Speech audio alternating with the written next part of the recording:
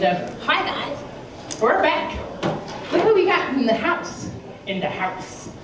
So what ended up happening was we've got District 1 candidate. You might know him. He's your county commissioner right now, Bruce Jabor. Everybody. Thank you, Lady Girl. We also got your assemblyman in District 36, Greg Hayford. Let's hear for Greg. And he also supplied your drinks tonight. I have to keep doing close to that. Also, thanks again to Subway for all the free sandwiches. And then, of course, Ski Sensky for all of his timekeeping and stop being angry at us. All right, and then, of course, Karen Jackson for helping me out and assisting. And, of course, to Alicia Lewis and Candace Lieber for all the extra effort. And Ann Harris. And Ann, yeah, we do have the air turned down to 74. You must have some kind of app at home. And we're sorry, it was getting hot here. And we are behaving. Thanks for letting me choose a secret center. All right, boy, that was a sassy debate, the last debate. I know what t-shirt I'm gonna get about fairest in the land. I think Thomas needs to come up with some of those zingers like that and something on a t-shirt. So what we decided, because we don't have opponents, is we're going to go back and forth with questions with these candidates, and we know that Karen needs to project more because she's a radio personality, so she doesn't know how to project her voice or something like that. I don't know. So she's going to ask Assemblyman Hayford questions, and I'm going to ask the county commissioner questions. And if you are a county commissioner candidate and you're here tonight, you will not be hearing most of the questions.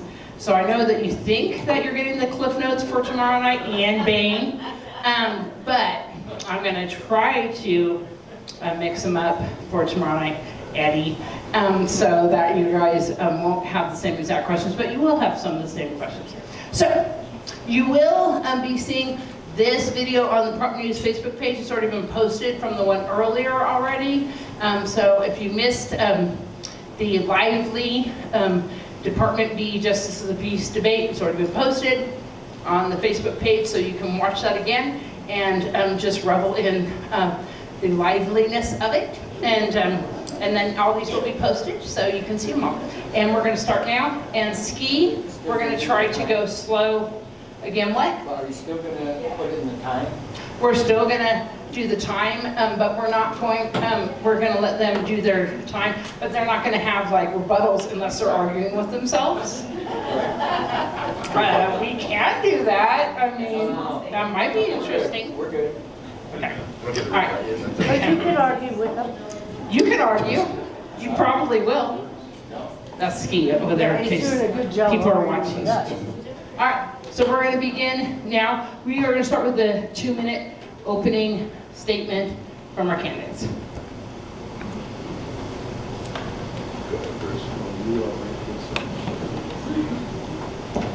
Karen Jackson. There you go. Good evening, everyone. I want to thank the Senior Center, Deanna, Karen, Ski, everyone that was out here, Subway. Thank you guys for providing dinner. And I want to thank all of you for coming here. It's an absolute honor to have been able to serve you for the last 3 terms. And just a little bit about myself. First and foremost, I'm a father. My son is my pride and joy. He's at home right now, but hopefully he'll get to bed before I get done. I'm a 5th generation Nevadan. My son is a 6th generation Nevadan, and I guess I got to hold the mic closer. And again, I'm running for my 4th term. Not because I'm a politician, it's because I love this community, I love this state, and I look at this as public service. Serving you puts a smile on my face. When I'm able to actually do some good things for you, it's satisfying and it's very, very rewarding. It has not been easy. We work ridiculous hours when we're up in Carson City. But this last legislative session, I'm absolutely proud to state that there was over 20 pieces of legislation that I got passed and signed into law this last cycle, which is huge, especially being in the assembly when we were in the super minority controlled by the other party. To be able to say that I accomplished that is more than any of my other colleagues could state, and I do that for you. I put the work in for you guys. In addition to that, recently was ranked the #1 conservative by Nevada Policy, and I was also ranked the #1 conservative, tied with Alexis Hansen by the CPAC Foundation. I'm sure everybody knows CPAC. Huge honor. I don't go up there to try to win awards, but it's an absolute honor to be recognized for all of the things that I have been accomplished. And again, thank you guys. Here, you into the speakers. I don't know if you need to other microphone or just use that one. Okay. Thank you. Good evening, everybody, and I want to thank you as well for being here. Very important. Timing is everything. My name is Bruce Jabbour, and I'm County Commissioner, District 1. Saturday, I was invited to be a speaker at our Nye County's Ash Meadows 40th anniversary. After the anniversary, came to Pahrump and ran into Deanna O'Donnell at the Earth Day event. And Deanna asked me if I was going to attend this evening's event. At which point I said, Deanna, I'm sorry I wasn't invited. I'm not sure I know what you're referring to. And she said, He thinks I don't like him. I don't think I know. I said, where did you send the email? And she said, confidentiality@gmail.com. And I said, yeah, I don't know who that is. So I'm here. I'm grateful. I appreciate Deanna flagging me and giving me the information. I am not a fifth or sixth generation. I moved to Nevada here in 1988 from New England. I moved to Pahrump, Nye County in 1994, which I raised my young family. My daughter went through the school system here in Pahrump, Nye County. She was on the golf team, the state championship golf team, for 5 years in a row, and was one of 3 students that could read and write music. But like Assemblyman Hafen, I also was appointed, and now I'm on my 3rd term. And I appreciate being here, and I appreciate your support. Thank you.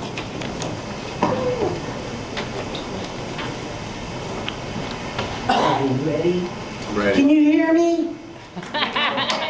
All right. I have to explain. When I'm at the radio station, my microphone is very sensitive, so I have to really control my voice. So I'll yell now. Okay, yell. Okay. Ski needs you to yell. You can't hear us. If you, Greg, if you want to grab that other mic, you can even hand hold that one. If you could, because if that other one's not working right now. The one he has, Robert. I don't know. I couldn't hear him. Can you hear me with this one? Yeah. A little bit better? Okay. I can hear him up close, but I didn't hear him through the speakers. That was my thing. Fine, that's right. Yeah. Okay. Assemblyman Hafen, Yes, ma'am. will you explain the job of Assemblyman in District 36? Ooh, that's a great question. A lot of the times that I've spent in Carson City is actually playing defense. I spent my first 2 terms up in Carson City really defending what we love and what we preserve here in our rural community. A lot of the bills that would come forward were not malicious towards our lifestyle, but they had unintended consequences in the language of the bill. And so what I would do is I would go to the bill sponsor and I would say, hey, you know what? This piece of legislation works for Las Vegas and Reno, but this is what this bill is going to do to the rural and the frontier portions of the state of Nevada. And so for the first 2 sessions, that was one of the biggest things that I could do, and I actually felt like I was pretty successful in just tweaking the bills just a little bit.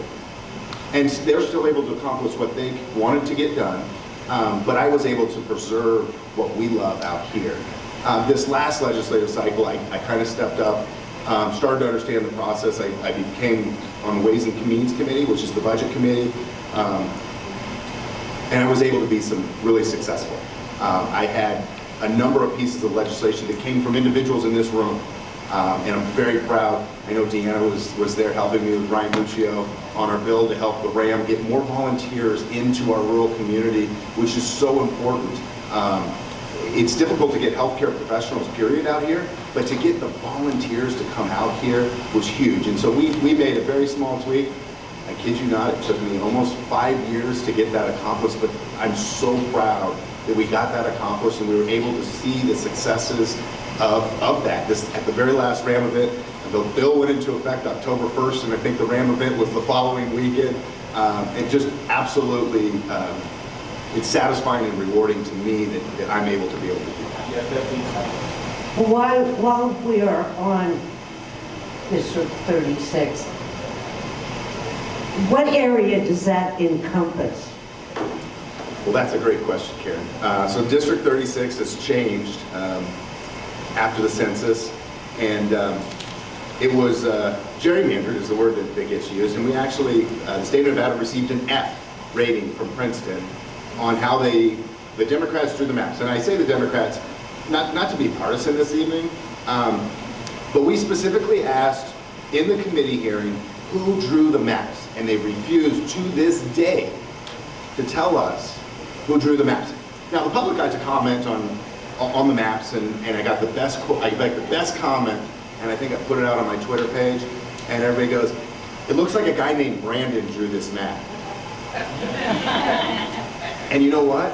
I kind of think that it was somebody from the national level when I got the report card back from Princeton saying that it was an F, because what they did to our community is they drew a line right in the middle of Pahrump. So everything north of Bella Vista is no longer in District 36, where District 36 used to go clear up to Tonopah. Now District 36 goes from Bella Vista and incorporates West Summerlin, Providence, Sky Canyon, goes clear to the California border. And look, I love Nevada. I love all of Nevada. But my number one priority is this community, and when they did that to us, I actually sued them in court.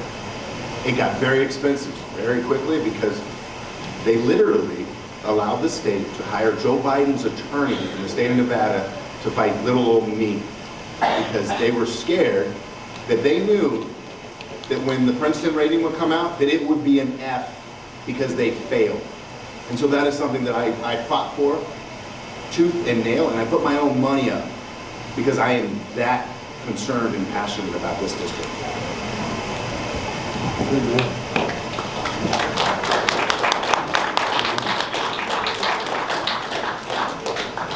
County Commissioner Bruce DeBoer, how you guys doing? How you doing? We're doing great. All you guys. Thank you. All you. All you there. All right, I'm glad that you came. I'm glad I ran into you. Sorry about that email thing. Did you look at that? It's okay. I did, and I said to myself, and I knew it was me because I recognized my voice. I know. That's what I do. How did she get that email? But it's okay. It's on the state site. Did you look? Yeah, I did. It does show my email. It does show my email. Did it show the right one? It's my name at gmail.com. No, it did say confidentiality. Okay. I may have gone to it. It's okay. It's okay. Well, I don't know what happened there. All right, so okay, so let's start from the beginning. All right, here we go. Can you explain to everybody where District 1 is? I'm just going to start where Karen started. Certainly, and I appreciate that question because, again, through the census, Nye County was recarved, and it's recarved by population. Okay? And so we have approximately, in District 1, we have approximately, we'll say, 11,000 people residing in District 1. And District 1 starts here in Pahrump. So almost everything north of Bella Vista, just north of Bella Vista, past Simpkins, is actually District 2. But everything else in the rest of the county, all the way up, Amargosa, Beatty, Gabbs, Tonopah, Pahrump, Sunnyside, Round Mountain, it's all District 1. So I have a lot of territory. It's actually the largest territory in the United States for my district, 18,000 plus square miles. And Nye County happens to be the third largest county in the United States. Can you explain to people what a county commissioner actually does? Well, I mean, one that We- works, you know, should- one that... well, we all work. All five of us, we all work in our own way. And we have different management styles, et cetera. Now, something that came up earlier tonight was, oh, I'm not a politician. Well, politician in the sense, and I thought, and always have said, I'm not a politician. I make things happen. I troubleshoot and come up with an effective means to have resolution to an issue and a problem that comes up, and they come up every day, all day long. But the definition of politician is a policymaker. So we are politicians in that sense, but not in the negative sense that people say, oh, it's a politician, and they lose some type of respect for that person for one reason or the other. I have a question from the audience for both of you. So we'll start with you, Greg. What are your plans for the homeless population that is continuing to grow and the long-term homeless? And how do you plan to remedy this problem? Thank you for that question, Karen. So I have actually been spending a lot of my mornings talking to our law enforcement. Is this one not working now? Yeah, use that one. We're having a mic issue. Okay, mic issue. Oh, yeah, wow, okay, that's good. Mic issue. So the homeless population. So I've actually been spending a lot of my mornings talking to some of the law enforcement deputies and detectives in our sheriff's office to try to get a feeling for what they're seeing, because they see it, right? They're the ones that are there fighting for us, defending us, protecting us, and cleaning up the streets. And so I'm asking them where they're seeing the issues. And I have, I'm bringing the attention to our county commission and some of the others of some of the issues that the sheriff's department is starting to see. Now, what am I doing in my capacity as assemblyman? One of the things that I'm very proud of was this last legislative cycle, there was what's called a provider fee, and that's been on the books for decades. And what that would do is it said the hospitals can tax themselves to basically increase Medicaid reimbursement. But the hospitals were nervous that if they taxed themselves, that the state would steal that money. I mean, we all saw that when the marijuana money came. The state just took all the money from the schools and supplanted it with the marijuana money. And so they didn't want to see that happen if they passed that. So what we did this last legislative cycle was saying, okay, we're going to put some safeguards in there that says we're not going to take the money that we're currently giving you away for you if you do decide to tax yourself. But what we are going to do is we're going to take 15% right off the top, and we're going to use that 15%, which actually just worked out to $200 million, and we are going to invest that in mental and behavioral health to try to prevent people from becoming homeless in the first place by giving them the services up front. I know there's discussions here locally about a homeless shelter and how do you deal with it on the back end once they become homeless and how you get them off the streets. For me, the important part is to provide the services that these individuals need when they're in a mental health crisis so they don't end up self-medicating and on the streets and homeless. And so I'm extremely proud. We literally just passed that in the Interim Finance Committee about a week ago now. And I'm very thankful for the hospitals for stepping up to do that, because it's not only going to help the mental health with that provider fee and that additional money that they are they voted amongst themselves to tax themselves, but it is going to generate over $1 billion that is going to come back into this state from the federal government as a 3-to-1 match to improve our healthcare system across the board, not just in the mental health. And the $200 million is just the starting point in providing the services to prevent the homeless and get the individuals the help that they need beforehand. We're having some mic issues. We're having some mic issues really quick. So we are probably going to take away the cordless and give you guys the corded mics, and so we can turn up the sound. Okay. Because we believe it's coming from the cordless mic. So we're going to give you back both corded. He's going to turn up your microphones now. Very good. We might, because we started hearing more and more issues. Test, test, test, test, test, test. I think that one. You need me to Yes. test? Ski, how we doing? We're doing okay? Turn up louder. A little bit louder now? Test, You want me to be louder? A little bit louder now. A little bit louder now. test. Nothing. How about now? Test? Can you guys hear us in the back? I can start yelling if you want. Might have to stand up to yell. Can you hear me in the back? Barely. Barely. So fun fact, when Bruce moved to Nevada or Pahrump, I was only 5. Show off. So I'm not saying he's old, but I'm just saying. What are you saying? I'm just trying to make sure the mics work.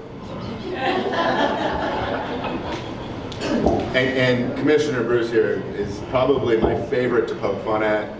Really, for some reason, we just kind of like to crack jokes at each other. I can change my directional mic to Greg's, so he has a more directional mic, if you'd like to do that. Okay. Test. No, just the top of the mic, because that's not a directional mic. Okay. You might get feedback if you unplug that right now.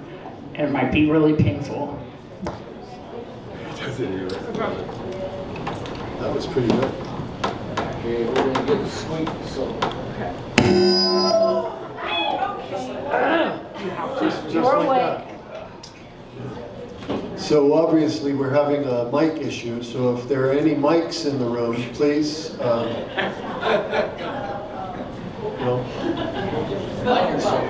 right, go. All right, I'm done. Okay. All right, he should have he'll have a good mic. So you're gonna have to talk way louder because this is not very. switch. Now you guys should be good. No, they can handle both. Ski. This one. There you go. Any more room? There you go. They should be good. Can you hear me? Yeah, turn it on. Can you hear me? Is it on? It's on. It's just not He's loud. gonna turn it on. All right. There go, Greg. Is this one? Talk, Greg. Can you hear me? Test. Oh yeah. Oh now I'm on. Okay. Okay. And then Cool. Bruce. Bruce. Test. I'll have to speak like Okay. really loud. Bruce, just talk louder. Talk louder. Just test. Just keep saying test. Test. Test. I won't finish the word. Test. 1, 2. 1, 2. My comment was about the commissioners answering questions. Because I don't think it's a comedy show about the homelessness in the community. And I would appreciate you answering. I'm your son. Thank you. Thank you. We're not ready All right, to here we go. resume. Hold Okay. on. So we're You're in the back now? Okay. All right, we're good then. All right. All right. So what's next? Are you? Nope. Okay. Go. Okay, Bruce, the same Yes. question goes to you. What are your plans for the homeless population that is continuing to grow and the long-term homeless? And how do you plan to remedy this problem? This is a very, very complicated question and concern and topic. This came up at the last debate, and yeah, they're saying they can't hear me. You want to hand, Greg, can you hand your microphone? There you go. Try it again. I'll lean in. That's good. How's that? Okay. Just move your chair over. Thank you. Steve, they need more cord that's wrapped around the chair. There you go. Rick, go on. Thank you, sir. I think that's good.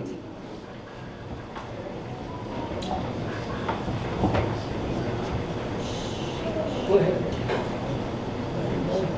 All right, now you got it. Thank Oh, you. beautiful. Thank you. Thank you, sir. Thank you for your patience, everybody. Okay, so, very complicated question, concern, topic, continues to come up. continues to come before us as the commission.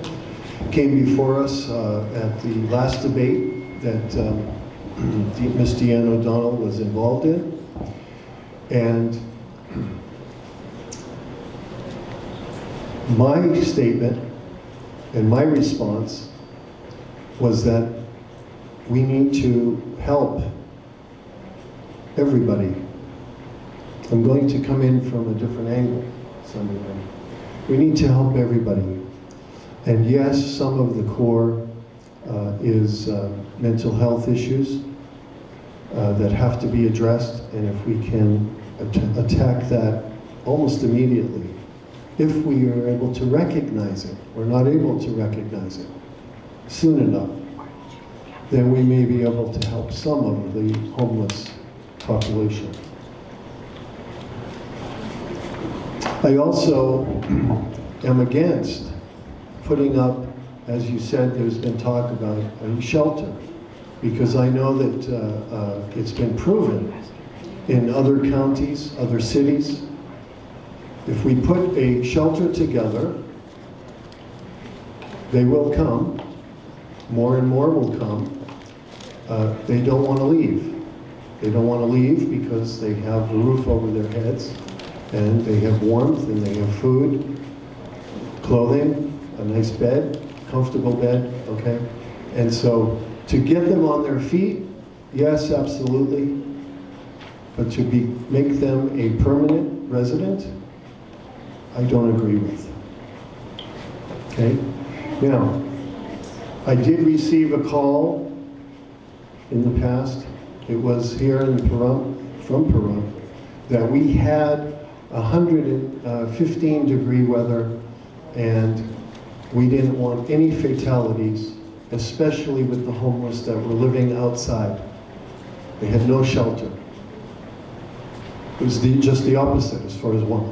And I said, well, I'm up in Tonopah. What can I do? I'll tell you what I'll do. I will be there in Pahrump first thing in the morning. I met with Commissioner Carboni.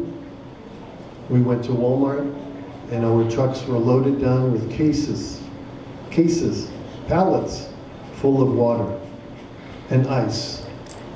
And we distributed that throughout the town where we knew the communities were, the homeless communities, to help them and assist them. All right, I'm going to have a follow-up to that one, only personally, because this was non-specific. So for the last number of years, most people don't know this. I think you may know that I've been the person that calls the commissioners and the fire chief and asks that we open the Pahrump Community Center for the purpose of opening up for the homeless. I know that there's been some issues of manning it, and so that has been something that we have been doing, but the fire department has to have a person there or auxiliary person there to man it. Are we still doing that? Because that has been where I have to call because I'm looking at the weather, you know, and so we've been doing that for a number of years, and it's been a good collaboration, but it's just up to me to give it a phone call, you know, so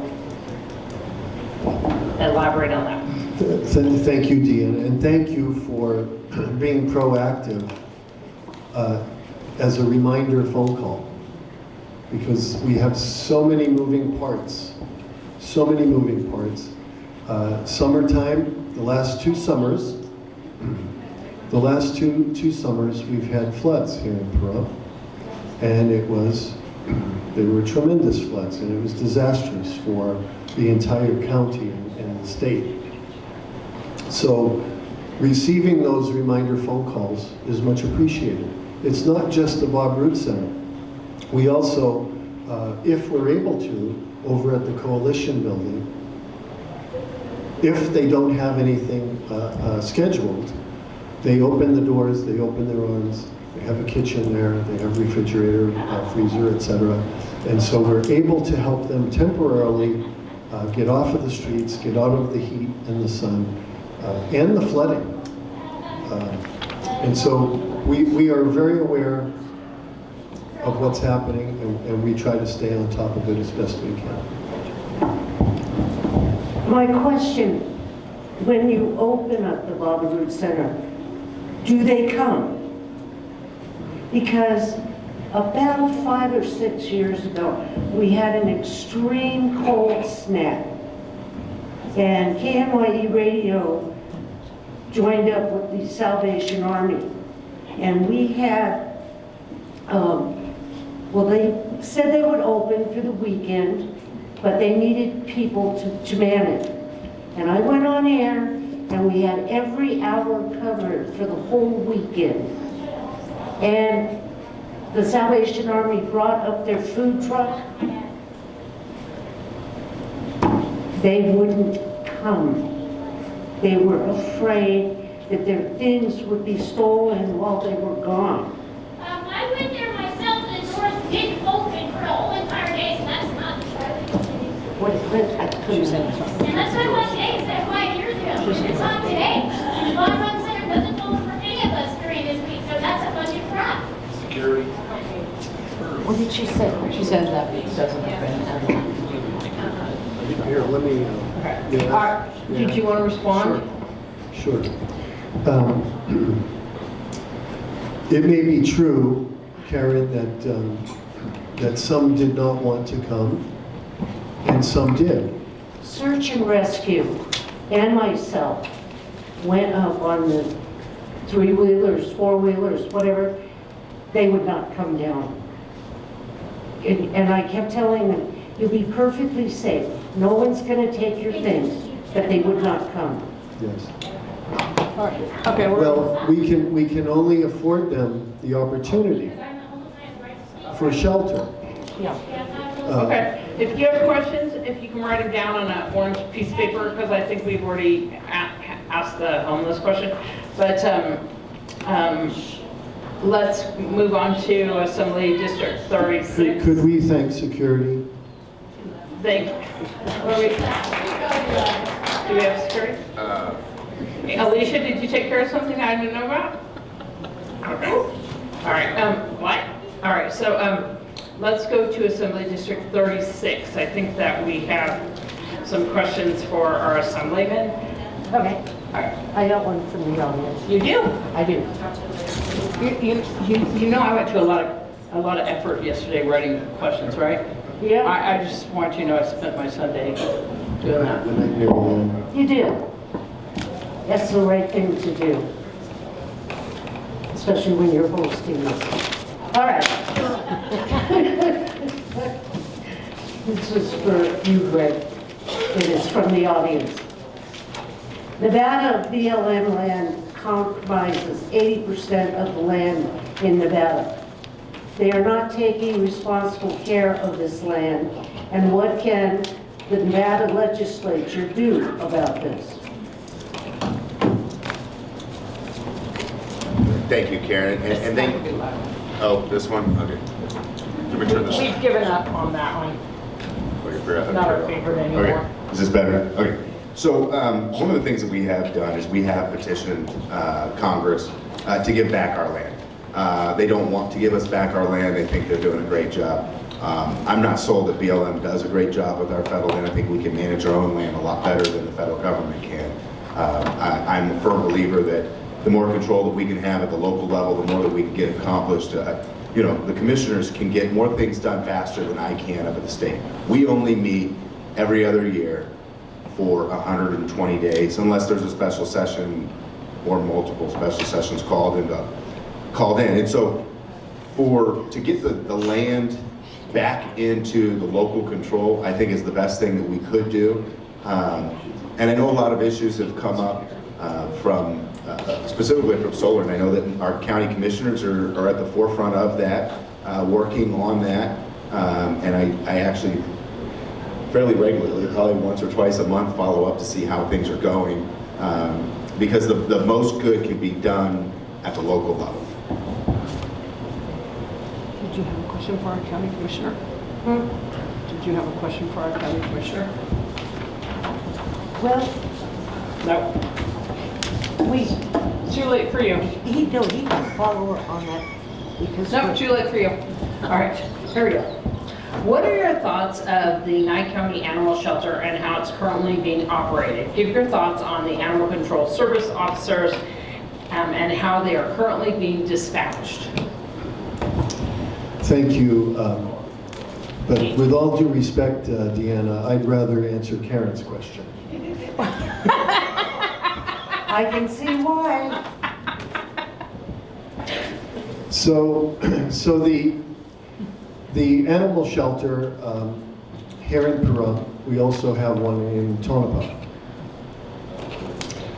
We just solidified, ratified through the county manager a new shelter manager. I was there actually just Wednesday after the jail inspection with Commissioner Carboni and I. We did do quarterly jail inspections for both Tonopah and Pahrump to ensure that everything's good. We also went across the street to the animal shelter. We have to give the new manager a chance and an opportunity. And what I can tell you is, in the last 2 months, that there were approximately 30 adoptions of the animals that are there at the shelter.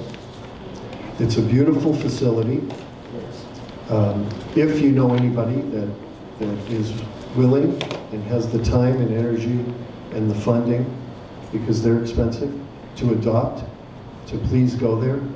Typically at the end of a county commission meeting, I close with, besides thanking everybody, etc., and following up with, please protect your children, conserve water, and spay and neuter your pets, because we have an issue here in Nye County as well as the rest of the state.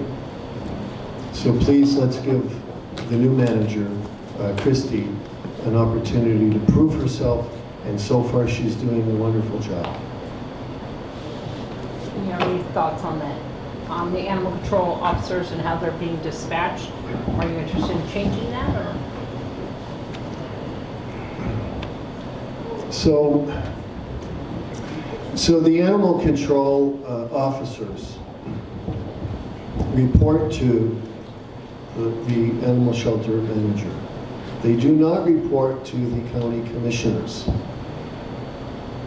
And so, just like any other department, we can give our input, we can advise, we can assist with our experience and knowledge of a particular situation, but we are not to give directive to these officers or any other county employee. That's not our position. It's not our job, okay? Sometimes, I mean, it's a different system. It's a different system that I'm used to dealing with.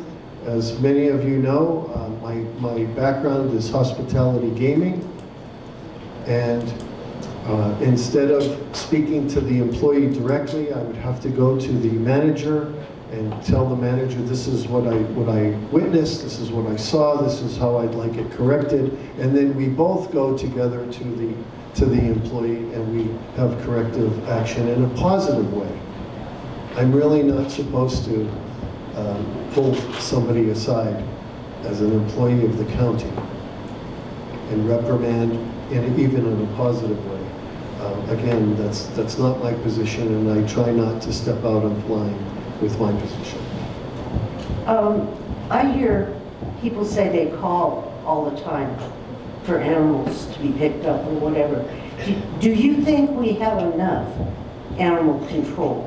Or do you think that the commissioners should maybe add more animal control people? So just the other day, I was speaking with animal control officer, and one of the issues was, oh, and it happens to be an orange sticker. As she was knocking on the door, because there was a complaint, knocking on the door, and ended up putting an orange sticker on their front door to inform them that animal control was there to address a situation, to address a complaint, and nobody came to the door.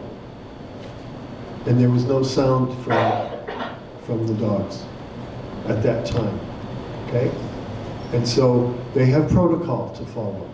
And sometimes they drive away, and the neighbor, whoever called, is looking out the window with binoculars, or they happen to be in the yard and they're upset. It's okay. We want these concerns to be called in. This is how we will correct them. But if they drive away, we'll say empty-handed, the perception is they're not doing their jobs when they are doing their jobs, and they have to follow protocol just like planning and code enforcement.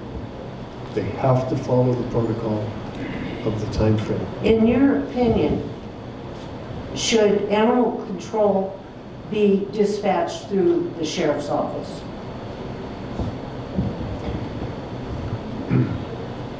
Animal control was dispatched through the sheriff's Right. office. And the decision was made to pull it away from the sheriff's office. They are animal control officers, ACOs, okay? But they are not law enforcement. And the decision was made that the county would take over, the county would have oversight over the facility, the manager, and the officers. Okay. Is that your opinion? Yeah. Well, that's my opinion, because that's exactly what happened. Is it was with the sheriff's office, and the decision was made, and who helped make the decision? Yes, I helped make that decision to pull it away. Okay. We're gonna go to Assemblyman. I know. Okay. What do you got? Or you want me to ask? Okay. Very good. Do you have something for him? I have lots of things for him. All right. All right, here we go. Which one?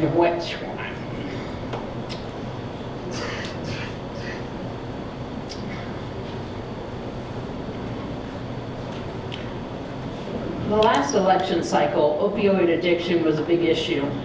Now we have people dying from a small amount of fentanyl.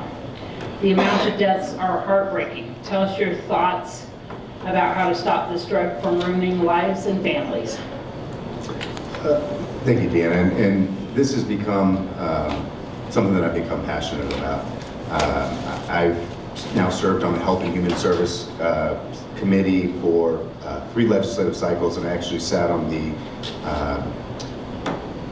Finance Budget Committee, the subcommittee for Health and Human Services. So this was a huge, huge discussion for us. A couple cycles ago, Governor Sisolak reduced the penalties for those that were selling fentanyl.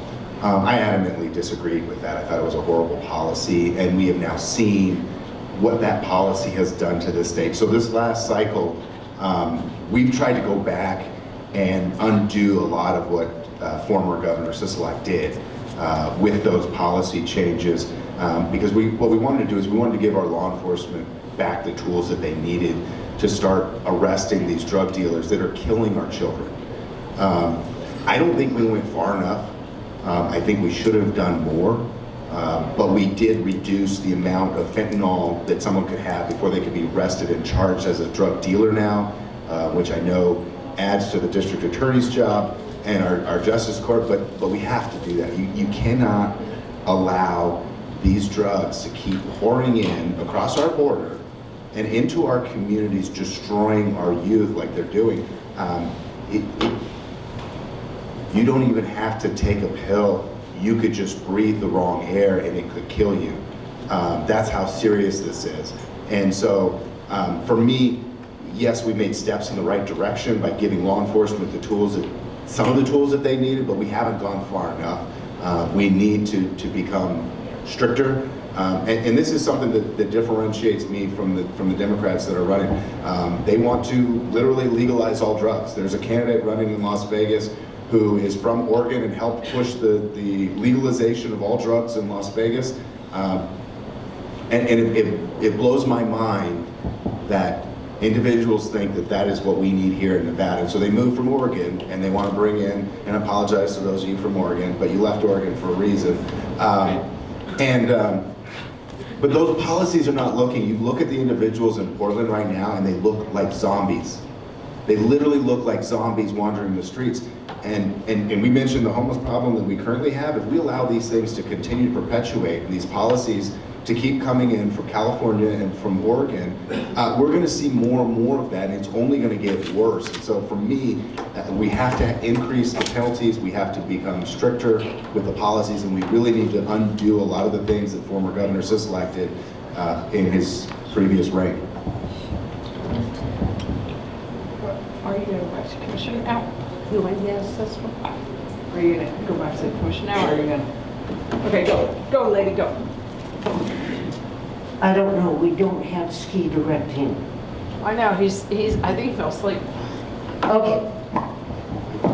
Bruce, What? it appears that our sheriff's department, it's like we train these deputies for other departments.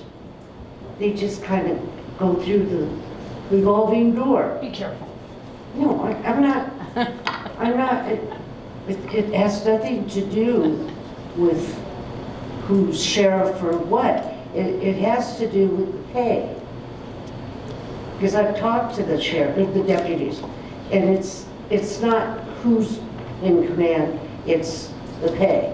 Is there any way the commissioners are planning on bringing our deputies up to what is current in other areas?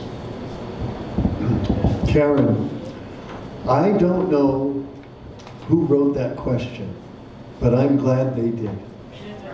It came from the audience. That's great.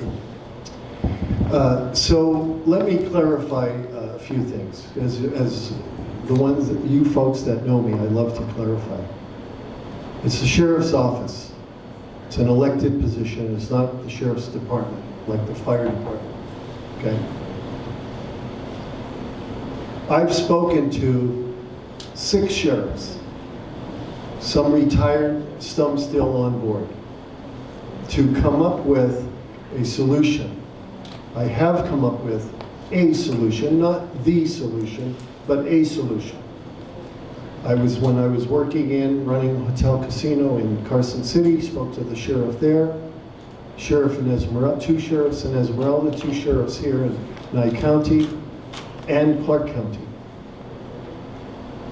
It costs the county about $60,000 to train them and put them through post. When they return, they become a cadet, and then they get out on the street, they do their time.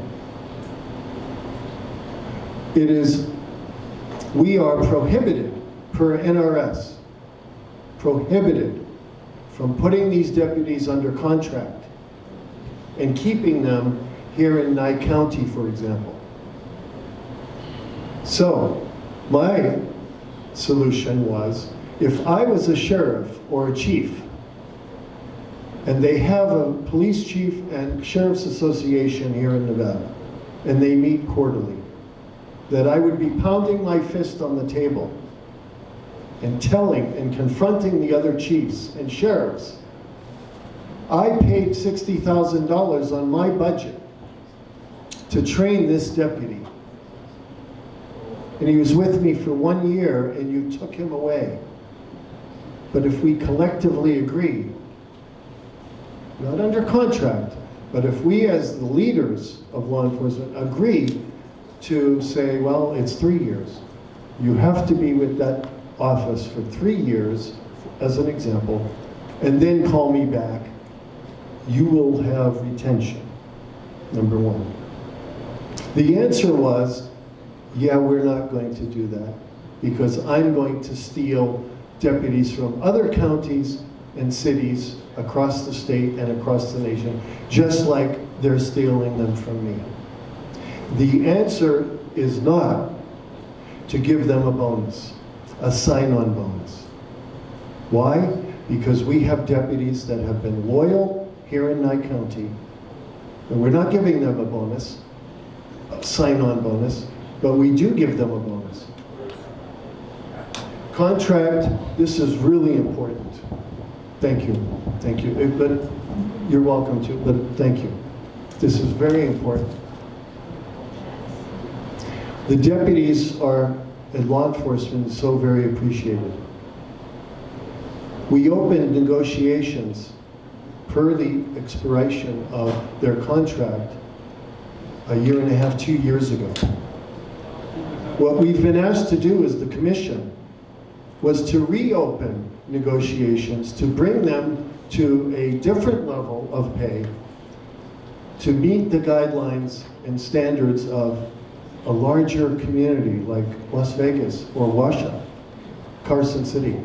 We're not able to afford that. What we were able to afford was to bring them up, give them an extra bonus, $3,000 bonus, annual, not a sign-on bonus, okay? And so I'm hearing from others that not only is it just the pay, and that they're going to other counties and cities, leaving the state for these sign-on bonuses, and then returning to Nevada for another sign-on bonus, but it's also leadership. All right, we're going to do one question each for you guys as our final questions. Assemblyman Hafen, I know you serve on the Desert View Hospital Board, so maybe this might be a great question for you. Rural health care data shows that the lack of access to health care can negatively contribute to illness, disease, and even death. If you live in Pahrump, you know doctors are scarce, and most do not accept new patients. And there are nurse practitioners available, if you can even find one of those. Do you have any ideas on how to entice doctors to come into town and stay in town, besides movie theaters and shopping centers for their wives? I was told that a happy wife means a happy life. You guys that are married can tell me whether that's accurate or not. So I actually want to speak about what I was able to get accomplished this last session. So in 2019, one of the bills that I brought forward was a bill that would prioritize medical professionals moving into our rural communities. And this is something that happens in, or was happening in about 45 to 48 other states. And what they were doing is saying, if you go and work in counties that are less than 100,000, we will help assist in repaying some of your loans. And so Nevada is not competitive with what about 45, 48 other states have been doing to entice medical professionals across the board, doctors, nurses, etc., coming into the rural communities. So in 2019, I started to explore that. It has a very big price tag on it to do that. And so Assemblywoman Kasama carried a bill very similar to that in 2021. And then this last cycle, our current treasurer, Zach Conine, he brought Assembly Bill 45. And what he did was he found, I believe it's $5 million. So it was a pot of money that was just kind of sitting there and wasn't really doing anything. And he said, you know what, I like your idea that you brought forward in 2009. Assemblywoman Kasama, I like what you did here. Let's combine what you guys have worked on, and let's bring this bill, now that I've been able to find the funding source to help fund this program that at this point now 48 other states are currently offering to help entice medical professionals to come into the community. And so he had a bill, he wanted to just be underserved, and I go, Zach, every part of the state is currently underserved by medical professionals. We don't have enough across the state. I go, my bill was to prioritize the rural communities because that's where we don't have any providers at all. And so I sat down with them, and what we were able to accomplish is I had another bill that the state would invest $250,000 and we'd get a federal match of another $250,000. So it's $500,000 that would be administered by a private, I think it's actually the U.S. Health Corp, and they would do a loan forgiveness program for any doctor that provided healthcare in the rural communities for a 5-year period. And so we were able to incorporate my bill to bring the funding, and now we're making that a permanent line item in the budget. So we're going to maximize those federal dollars, bringing them in, and help bring the doctors into the rural parts of the state. In addition to that, that $5 million pot, which is about 2.5 million, sorry, I say 5 million, we work on bienniums, so it's 2.5 million per year. What we did is we were able to negotiate with Treasurer Conine and prioritize that the first 10% had to go to the rural communities where there was the most need. And then from there, they could distribute the money to Las Vegas and Reno, but the first 10%, this doesn't include the $500,000, but the first 10% had to go directly to the rural communities that needed it the most, and that was signed into law. And so that is something that, and yes, full disclosure, I serve on the hospital board. I don't work for the hospital, but I know for a fact that the hospital is now trying to help recruit more medical professionals to come into this state to utilize that. And if I could just make one more statement, and probably I'm good. Okay, so he says I'm good. I also want to give a shout out to Great Basin College. A lot of people don't know this, but Great Basin College, they started a nursing program because there was such a need at the hospital in this community. And so when we went to them and we said, we really need more nurses, can you help us? They not only stepped up to the plate and created a nursing program, that nursing program is now ranked #1 in the entire state. That's here in Pahrump. So,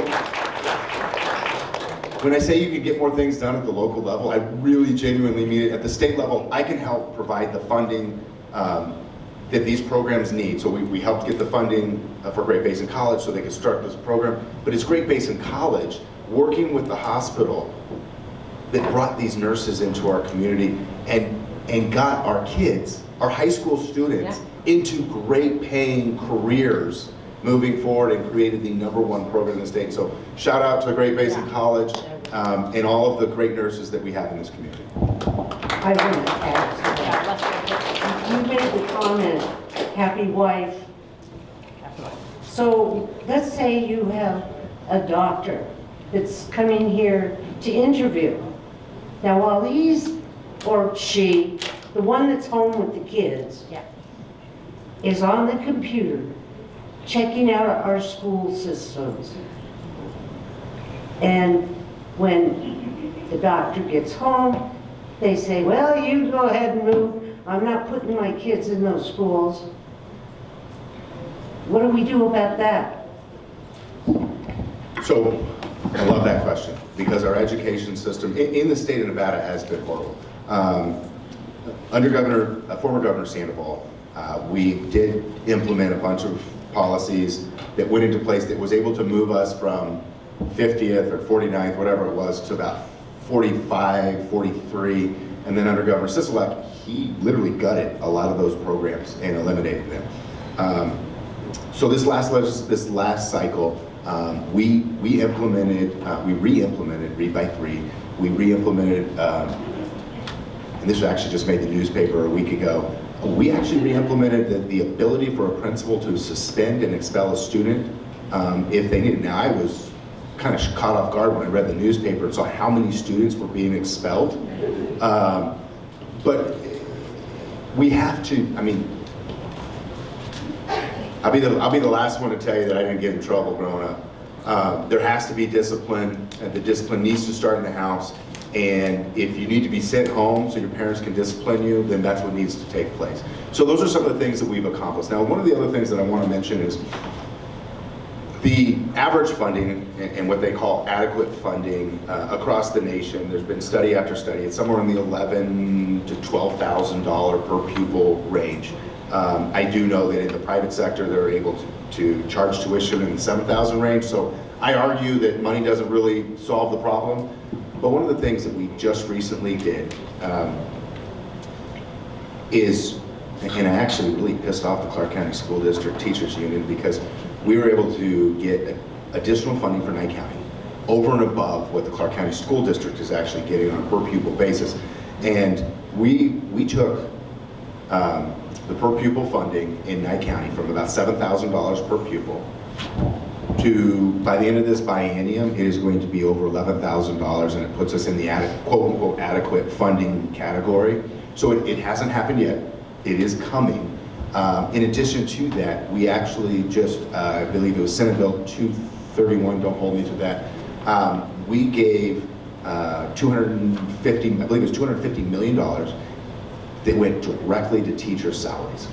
There was no questions. This couldn't be added to administration. This couldn't be for the former Clark County Superintendent to buy more Pelotons for his office, which he did do during COVID, if you didn't know. This had to go directly to the teachers, the ones that are serving our kids.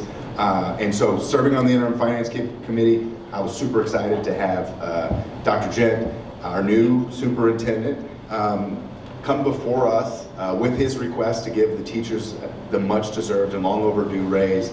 And so again, I mentioned that it makes me happy when I'm able to see some of the good things that we did. That was one thing that we did that was really good. Not only did we invest a historic amount of, I believe it was $12 billion into our education system, but we gave our teachers a long overdue and much needed pay increase this last legislative cycle. All right.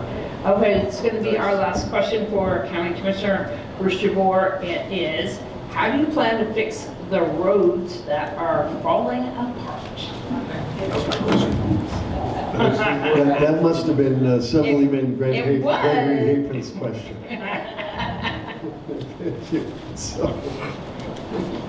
So, unfortunately I say, just 2 years ago, we had Director Bowling, who was the assistant director at the time, come before us and do, with the former director who's retired since, come before the communities to do workshops. And these workshops had to do with diesel usage tax, 5 cents. 5 cents. If you own a diesel vehicle, the proposal was 5 cents per gallon. The estimated revenue stream from that, if it was passed, would be approximately $800,000 a year annually for the traffic that comes through Nye County. Not just the locals, the transit vehicles up and down 95. Lathrop Wells, Tonopah, here in Pahrump, they're going through Beatty, etc. Okay? And we left it, instead of voting on this as the commission, because tax is a dirty word, we left it for the people, we leave it for the people to make that decision, okay? Now, one of the other things that was presented to us during the workshop was that it's going to cost us $12 million a year to get these roads up to par for the next 20 years. Okay? $12 million a year for the next 20 years. Why? Because for the last 20 years, and very few of us were here, you were here, sir, but I am not a decision maker at that time, right? They neglected our roads throughout, not just Pahrump, but all of Nye County. So we have a huge, huge task ahead of us. We are only able to utilize from the fuel tax fund those monies to address roads. And again, NRS, as our assemblyman has stated, there are many, many NRSs. We are prohibited from using roads funds for anything else but roads. And so, how do I plan? How do I plan to fix the roads? I have some hopes. I'm also a resident. I'm also a taxpayer here in Nye County. I'm a voter, and I know what I will be voting for. Is this the solution? No. Will it help us? Yes, it will help, absolutely help. And unfortunately, I will use that word again, for the past 2 summers, we've been hit with those floods that have torn up our roads, and the roads department is tired. They're tired, and they're doing a great job trying to get us back to where we need to be. And I can only apologize for the situation, for the potholes. I drove out to Belmont for a meeting a few weeks ago, and I said, you know what, if I was a golfer, I would get every hole in one, because there were so many potholes. All right. Yeah, thank you. Okay, we're going to do a 1-minute wrap-up per candidate. You can give information about yourself, how people can find out more about you. And I want to thank you guys so much for being here and participating. And sorry once again, Bruce, and I'm going to show you where I emailed you after we're done on my phone. I did email you. Okay. I'm here, that's all that matters. I know. And thank you for that. Everybody email Bruce at confidentiality, email, quote. Okay. All right, here we go. Okay. First of all, thank you for having me this evening. Thank you to the Senior Center again for hosting this. It genuinely has been an honor of my life to be able to serve you guys. I don't do this for any reason other than serving this community.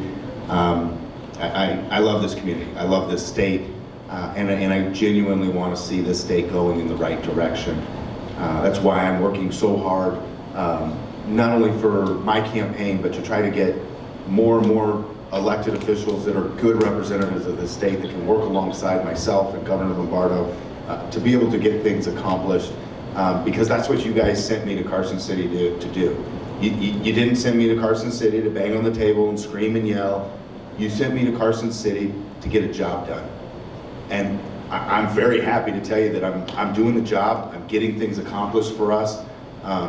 It's not easy. I'm pretty sure that when I'm up in Carson City those last few weeks, I sleep about 4 hours a night. But I do have a coffee pot in my office, so anybody that wants to come visit me up in Carson City during session, stop by my office. I'm known to have the best coffee in the entire building. And have a cup of coffee with me, sit down. If you ever want to get a hold of me during the interim, you can go to my website. It's hyphen4nevada.com. It's got my personal cell phone, my office, or you could just stop by my office there on Hafen Ranch Road and come say hi. I had a couple of constituents actually just pop in today, just to say hello, and it's always good to see a smiling face.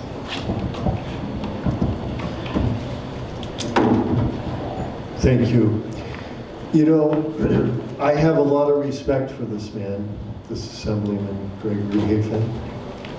A lot of respect. He's done a lot of good for us and for our state and the community specific. And when he asked me if I would come up and sit with him, because our opponents, we do have opponents, but they're a different party affiliation, and that's fine too. Unfortunately, for whatever reason, they weren't able to make it. Okay, but I was honored, and I am honored that you asked me to come up, and he does tease me a lot, but you know, the gloves are off. So please, I hope you enjoyed what he had to say, and that you continue to support him and vote for him. I want to tell you why I got in, of course, originally, and part of who I am. District 1 Commissioner was termed out. And I had received many phone calls for me to put my hat in the ring. And as you know, and as I've said, I'm seated up in Tonopah, but I still have property here in Pahrump, and I'm back and forth. And one of the phone calls, she's sitting right here in the audience, and they are sitting in the back, some of them that supported me. But I called my father, who's no longer with us. And I said, and some of you have heard this before, but I said to my father, and this is a true story, I said, Dad, there's an open position for commissioner, and I want to put my name in the ring, and I want to run for county commissioner. And he said, so you want to be a politician, son? And And I said, yes. He said, let me tell you a story. There was a man walking down the street in a suit. And there was another man across the street who crossed over and got in front of the man in the suit and tie, briefcase, and said, give me all your money. And the man in the suit said, you can't rob me. I'm a high-powered elected official. I'm a politician. And the man said, okay, well then give me all my money back. So my father said to me, son, because I laughed, it was funny. He said, son, don't be either one of those men. And I promised that I would do the best job that I knew to do with my experience, my knowledge, my background. And I believe that I'm a proven asset for Nye County, and not just District 1, but all of Nye County. And that's why I continue to campaign and want your support and vote through District 1 for the next election cycle. Thank you. All right, thank you guys. All right, we're gonna take a 5-minute break. Up next is District 2.